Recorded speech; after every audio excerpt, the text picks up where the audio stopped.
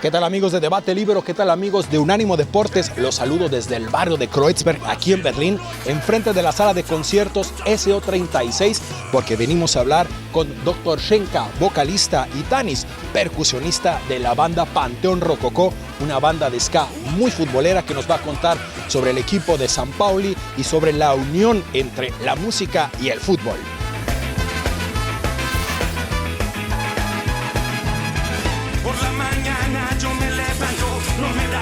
De ir a trabajar, subo a la combi, voy observando, esto a mi gente comienza a pasar, por la avenida va circulando, el alma obrera de mi ciudad, gente que siempre está... Hola, yo soy Tanis, percusionista de Panteón Rococó. Y bueno, la gira empezamos hace 2 semanas, 3 semanas, hace 2 semanas. Principalmente estaba planeado venir a tocar al Vive Latino, la versión aquí de España, que fue ahí en Zaragoza. Y bueno, ya que estábamos por acá, siempre Alemania, que siempre pues, ha sido como una tradición, hasta antes de la pandemia era una tradición venir cada año de gira por acá. Y pues no se había concretado, entonces estábamos todos, pues dijimos, bueno, ya que estamos en España, pues aprovechar un poco y lanzarnos para reencontrarnos también con nuestro público acá alemán, que siempre ha sido pues muy fiel a la banda y que también en cierta forma nosotros extrañamos también, ¿no? Así como comenta Tani, es una gira un poco corta para lo que estamos acostumbrados a hacer acá en Europa. Venimos a España, hicimos Galicia, hicimos Zaragoza y de ahí venimos para acá, para Alemania, hicimos Erlangen, hicimos Hamburgo, hicimos Jarmen, allá por el noreste, Hannover, y luego terminamos acá en Berlín. Hoy es nuestro último show acá en SO36 y pues siempre una experiencia muy, muy linda el poder estar tureando por acá, ¿no? 4 años que paramos justamente después de nuestra última gira aquí en invierno del 2019, se vino la pandemia y para nosotros era muy importante volver a reencontrarnos con el público y sobre todo ver cómo está Alemania ahora también después de la pandemia, ¿no? Cómo viven los conciertos, cómo viven otra vez el reunirnos todos en un lugar cerrado, ¿no? Y para nosotros es maravilloso volverlo a experimentar. Sí, pues mira, la primera vez que salimos de México como banda para tocar, nosotros pues tuvimos la fortuna de la Ciudad de México llegar a Hamburgo, al barrio de San Pauli. Ahí no sé, llegamos por así prácticamente derechito, fue nuestra primera, ¿sabes? Había como mucho este mito de Alemania, ¿no? Que nos llega a Estados Unidos, que Alemania muy fría, toda esta cuestión así de los nazis y llegamos a San Pauli, ¿no? Al barrio de San Pauli, donde nos encontramos participamos con un colectivo que se llama U-Side, que pues era un colectivo antifascista, entonces nos empezamos como allá a entrar pues, al contrario, nada que ver con los nazis, al contrario, todo era antinazis, contra los nazis, y el barrio pues para nosotros fue así como, era una parte multicultural, ¿no? Encontrar todo eso ahí en San Paulo y para nosotros fue... Pues, qué raro todo esto, ¿no? Pero más todavía encontrarnos con el equipo de fútbol, eso ya fue como fútbol antifascista, fútbol antirracista, para nosotros eso era como imposible, ¿no? Ya que el fútbol es lo más borrego a veces, ¿no? Las hinchas a veces son los que de repente menos formación política tienen, ¿no? Y de repente estar hablando ahí con los jugadores del San Paulo, hablando de política. En aquel entonces, pues bueno, estábamos viviendo en México el levantamiento zapatista, la lucha armada, y de repente con algunos jugadores de San Paulo empezar a platicar sobre eso, sobre el movimiento zapatista, sobre los acuerdos de San Andrés, todo eso para nosotros, o por lo menos para mí sí fue así como muy impactante. Y ahora sí que fue un amor a primera vista, encontrarnos con esa parte del fútbol y esa parte de Alemania que pues ni nos imaginábamos, ¿no? Entonces yo creo que también el barrio nos adoptó a nosotros y nosotros nos adaptamos a él, así lo hicimos ahora sí nuestro. En aquel entonces creo que el San Paulo estaba en la 3ª división, o sea, era un equipo muy malo. Pero nosotros, como decían los zapatistas, ¿no? Dicen los zapatistas, somos un ejército de soñadores, pues no merecemos perder. Nosotros pensamos así en San Paulo y pues sí, es un equipo de soñadores que ya son campeones, o sea, son campeones, ellos van a perder, ¿no? Claro, que cualquier equipo daría lo que fuera por vender el merch que vende de San Paulo, ¿no? Y que sea conocido en todo el mundo, ¿no? Nosotros hicimos una tarea importante en Latinoamérica llevando esta parte de lo que significaba el San Paulo y no nada más en la vestimenta, no nada más en la estética, sino en la filosofía, como comenta Tanis, ¿no? Esta parte que nos impactó a nosotros mucho de cómo un equipo de fútbol que que se interesa por la comunidad, que se interesa por lo que pasa a nivel social político, ¿no? ¿Cómo es posible? Porque pues yo le voy a los Pumas y los Pumas ni en bronca, ni ningún equipo de la primera división de México se preocuparía o se preocupa realmente por su hinchado, por el barrio, por darle identidad a la comunidad, ¿no? Si bien crea un cierto tipo de pertenencia, pero no hay una identidad con la comunidad. Y a mí lo que me impactó la primera vez que visitamos el estadio del Millington fue ver que tienen un estudio de grabación para que los chicos, y escuela de música, para que los chicos de la comunidad vayan y estudien música ahí, que hay una parte del estadio donde van todos los kinder, todos los niños, como una hinchada de niños, ¿no? Y sobre todo, pues creo que también mucho lo que comenta Tani, ¿no? La filosofía, que yo creo que es bien importante, esta parte de también impartirle a los aficionados esta premisa de no racismo, de no fascismo. Es algo que pues en México no se hablaba, no se conocía la lucha antifascista como tal, pero a la hora de enfrentarnos acá como a este tema, nos dimos cuenta que en México existe mucho racismo, que existe mucho fascismo, que existe mucho clasismo. Y creo que entonces decidimos tomar la bandera del San Pauli y envolvernos también en ella, y creo que ha sido algo que en experiencia nos llevó a tocar en los 100 años del equipo, ¿no? Cuando cumplió un siglo de vida el equipo, nos invitaron a cerrar el festival que se hizo en Millington Stadium, y para nosotros fue algo impactante, para los alemanes también, ¿no? De repente la gente en Hamburgo decía, ¿cómo es posible que una banda mexicana está cerrando el festival cantando Das Herz von St. Pauli, ¿no? Entonces, creo que esta parte nos lo llevamos mucho a México, y ahora es bien bonito ver de repente en los conciertos un montón de banderas de San Pauli, un montón de parafernalia del equipo que a la par de que está chida y que está muy cool, también refleja mucho de lo que el mexicano anhela, ¿no? Para sí mismo en la cuestión pues racial, social y demás, ¿no? En los primeros años del 2000, cuando veníamos, había una efervescencia enorme de bandas importantes hablando de lo que sucedía a nivel social político en el mundo, ¿no? Yo recuerdo, pues bueno, acá girábamos bandas como Banda Basotti, como Manu Chao, ¿no? Fermín Muguruza, Enegu Gorriak, Los Todos Tus Muertos, muchísimas bandas, Caramelo Santo, Los de Abajo, Tijuana, ¿no? Muchísimas bandas que en el discurso traíamos esta vena política y que yo creo que encontrábamos un eco aquí en Alemania. Recuerdo con muchos amigos alemanes tantos debates, ¿no? De ideas, de hablando de revolución y de cómo muchas veces nos cuestionaban los mismos alemanes, no, es que ¿por qué esto? ¿Por qué el otro? A ver, espérame, ¿tú cómo me cuestionas si tú tienes la vida resuelta, ¿no? O sea, allá en Latinoamérica hablar de revolución es agarrarse las bolas, ¿no? Y salir a la calle a decirlo, aunque va en prenda al trabajo a veces, ¿no? Que te vayan a correr o demás, pero es la única manera en la que se puede lograr un cambio, y creo que todo este círculo de bandas sembramos una idea también acá en Alemania.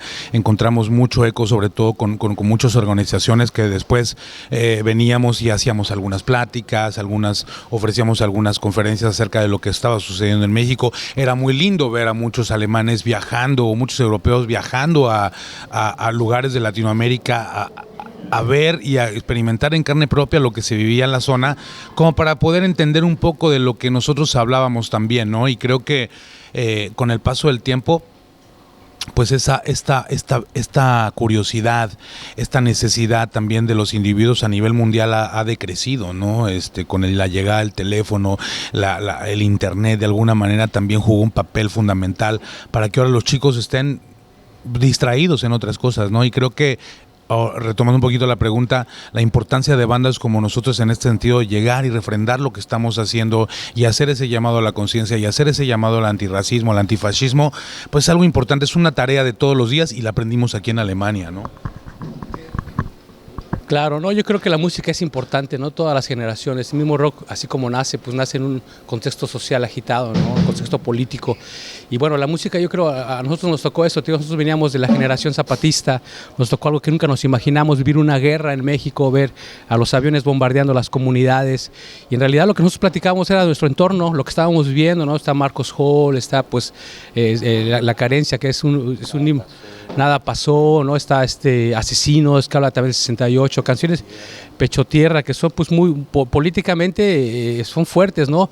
Nosotros, te digo, o sea, la influencia al final de lo que estábamos viviendo ahí en México era algo fuerte y nosotros empezamos también en contra de la guerra del gobierno contra las comunidades indígenas y también, sabes, tuvimos la fortuna de todas esas bandas que en México pues ya tienen historia, que son los forjadores de nuestro rock mexicano, que era Maldita Vecindad, Caifanes, Santa Sabina, todos ellos pues también a nosotros nos veían y nos invitaban a esos conciertos en contra de la guerra y nos abrió un espacio, nos dio no seríamos como algunas letras pues en ese sentido más frescas que estaban hablando y nos dio un público pues mucho más amplio, ¿no? También en México yo creo que eso fue de hecho venimos a Alemania porque estábamos en un concierto cuando fue la huelga en la Universidad de México, que los estudiantes tomaron la universidad, entonces llegó la Policía Federal, se los llevó a la cárcel y nosotros hicimos un concierto afuera de la cárcel, ¿no? Y ahí conocimos al alemán, que él se vio y se sorprendió, dijo cómo una acción, un concierto tan grande, donde nadie está tomando, donde todos vienen a una acción política, está como muy organizado. Él se sorprendió y dijo, no, esta banda, él iba por La Tóxico, por una banda de punk, y conoció así al Panteón Rococó y dijo, no, esa banda es la que tiene que ir a Alemania, ¿no? Y con esa energía pues venimos acá y también yo creo que la música pues va siendo como es esta pastillita de vitamina F, ¿no? En el que pues digo muchos latinos que estaban acá y de repente llegábamos nosotros con un discurso político de lo que estaba pasando en México, que en realidad era una realidad en Latinoamérica y pues todos aquí también enfurecían y de esta forma también nos hacían suyo. Empezó a hacerse como sabes, como entre los latinos verse para venir al concierto del Panteón Rococó, ¿no? Entonces entre ellos pues también, o sea, entre el Panteón Rococó, entre la noticia, la canción, el abrazo, pues se fue tejiendo una hermandad, ¿no? Entonces que yo creo que en ese caso, inclusive nos lo decían los zapatistas, dice, la música es como un cerillo que va a encender la pradera, ¿no? Entonces creo que la música en todas sus épocas, fases, pues ha jugado un papel importante y en este caso a nosotros como de la Ciudad de México, pues nos tocó vivir muy, muy de cerca este levantamiento y bueno, la carencia es algo que todavía se sigue viviendo, todavía siguen los salarios abajo, todavía sigue pues la misma explotación, o sea, todavía falta mucho por hacer, ¿no? Y bueno, esperamos que esas canciones ya en un momento nada más sean un recuerdo de lo que vivíamos antes, ¿no? Y de lo que ya no tenemos que volver a vivir, ¿no?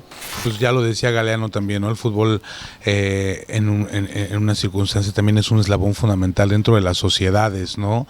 Y creo que es cuando nosotros encontramos este equipo y esta parte de poder conjuntar todo un gusto social por un deporte que es tan masivo y de repente implementarle también una idea y sembrar una semilla filosófica ahí, ¿no? Que tenga que ver justamente con una identificación a lo que no quieres dentro de tu entorno, ver a las hinchadas que eran desde rastas, pasando por skinheads, pasando por punks, pasando por mucha gente alternativa, automarginados o marginados de la sociedad, ¿no?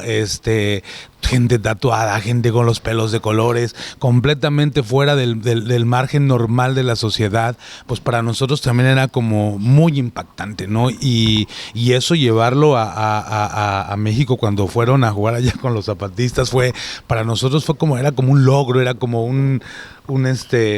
algo que tenía que suceder, ¿no? Y creo que pues muchas veces tú y yo lo llegamos a comentar en algún momento, qué maravilloso sería que los Pumas hicieran algo así, que hicieran un proyecto de agua como se hace el FIFA con agua, ¿no? Proyectos productivos en donde también los equipos en México ganan millones de pesos, millones de dólares, gastan millones en futbolistas y con $1 millón que se gastaran en la gente que necesita algo para comer o para construir casas sería maravilloso que realmente un equipo tomara esa bandera en México y tuviera esa participación social más allá de lo deportivo, ¿no? Entonces, pues como comenta Tanis, de repente nos dimos cuenta que había muchas cosas por hacer en México y que de la mano de llevar este estandarte, creo que nos ha dado la oportunidad también de que la gente se interese por la lucha antifascista en México, que la gente también se interese porque en México, increíblemente o estúpidamente, hay gente que se autoproclama nazis de ultraderecha, ¿no? Y es lo más absurdo y lo más estúpido que he escuchado en mi vida, ¿no? Y sin embargo, están creciendo, ya hay conciertos donde van bandas de Alemania ultra radicales a tocar allá, bandas de Estados Unidos ultra radicales a tocar allá en conciertos que de repente son muy, muy clandestinos, que mediante las redes sociales tienen mucho eco, y entonces nos damos cuenta que hay pelear contra eso, ¿no? Y que el racismo es una enfermedad, decían los Radio Futura, ¿no? Que una vez contraída no se cura, ¿no? Y por más que uno quiera perdura y se contagia con facilidad. Yo equiparo esa canción de Radio Futura a lo que pasa con el racismo un poco, ¿no? Y creo que en ese sentido es una lucha de todos los días, es una responsabilidad de nosotros como banda el hablar de eso y el estar con el dedo en el renglón en ese tipo de situaciones, y sobre todo regresar a Alemania y ver que acá también se empieza como a apagar esa llama, que los chicos ya no están tan interesados, que las derechas en todo el mundo están tomando mayor, y peor, la derecha popular no está tomando más fuerza en lugares como Argentina, y desde entonces hay un peligro y se necesitan más bandas que hablen con este discurso, ¿no? No, claro, no, bueno, sí, también Pumas, también soy Pumas de corazón, pero bueno, también es una lástima, ¿no? Que pues antes uno que tiene la idea de que es el equipo de la universidad, ¿no? Y pues en realidad es el equipo de algunas personas, ¿no? Pero sí esperamos también, yo creo que ese es nuestro deseo. Cuando nosotros conocimos acá el fútbol antirracista, antifascista, pues fue así para nosotros sorprendente, y siempre tuvimos como esta añoranza de que en México existiera eso, ¿no? Lo que más se acerca pues es la selección zapatista, que como dice fue el Inter de Milán a jugar allá, ¿no? También hubo partidos ahí con los ex seleccionados que organizó el Vasco Aguirre, con ex seleccionados de la selección mexicana que hicieron un partido con los zapatistas, y pues esos para nosotros son acontecimientos dentro de lo que es el fútbol y los deportes, que son muy importantes. Obviamente no van a salir en el programa de deportes de Televisa, ¿no? Que sería lo importante, ¿no? Pero pues sí, nosotros definitivamente fútbol antirracista, fútbol antifascista, fútbol antisexista, pues es algo muy necesario, no solamente acá en Alemania, ¿no? En toda Latinoamérica. Son equipos que deben de existir en todas partes del mundo, ¿no? Y se deben de apoyar, ¿no? Creo que también el Rayo Vallecano en España hace algo parecido, ¿no? Entonces, pues yo creo que mientras exista ese tipo de fútbol, pues sí, va a seguir siendo el fútbol parte del pueblo y parte de una lucha importante que tiene que transformar pues a la sociedad, ¿no? Porque es un público a veces muy cerrado, ¿no? Con el fútbol. Digo, en el caso de México, pues también no se vive al nivel de Argentina, pero sí se polariza mucho, y yo creo que en este caso pues la música también tiene que hacer pues, un trabajo importante. Digo, en el caso de Panteón Rococó, que es un compromiso, como dice aquí el doctor, ¿no? A veces uno dice, pues creo que ya son añitos que llevamos bien, pero ese compromiso pues cada día surge, y pues tenemos que estar también ahí. Sí, o sea, creo que pues viene desde el fundamento, ¿no? Veíamos a Marley en su momento fumándose un porro y dominando el balón, ¿no? Y hablando de las cuestiones que sucedían en Jamaica en su momento, ¿no? Vimos a Banda Basote, a muchas bandas, ¿no? Vestidos de hinchas de fútbol y también dando un mensaje y un discurso. Creo que agradecemos mucho el hacer esta música llamada ska, porque es una música muy maleable, que viene del barrio, que habla de las cosas reales que sucedían en Jamaica, en Inglaterra, en su momento en el tercer boom del ska en Latinoamérica, pues también hablando de las cosas reales que pasaban en nuestro entorno, ¿no? Veíamos a los Cadillacs hablando de Víctor Jara, y veíamos a la Vela Puerca, ¿no? También reivindicando ese discurso. En México, Panteón Rococó, o Tijuana, no, en España, en País Vasco, no sé, Fermín Muguruza, Negú Gorriac, en España, Hechos contra el Decoro, ¿no? Banda Basotti de Italia, Talco de Italia.